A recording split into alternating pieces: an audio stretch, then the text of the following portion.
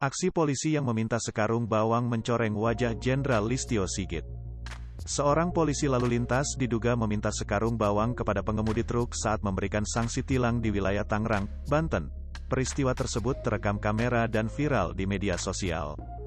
Oknum petugas itu kini tengah diperiksa oleh Bidang Profesi dan Pengamanan, Propam.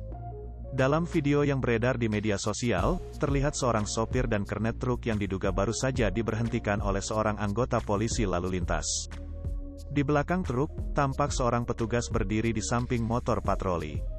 Perekam video mengeluhkan tindakan petugas yang justru meminta sekarung bawang ketika hendak menilang. Padahal, sopir dan kernet sudah menawarkan uang damai kepada petugas itu agar tak ditilang. Perekam video itu lalu mengarahkan kameranya ke motor patroli petugas yang di atasnya terdapat sebuah karung diduga berisi bawang.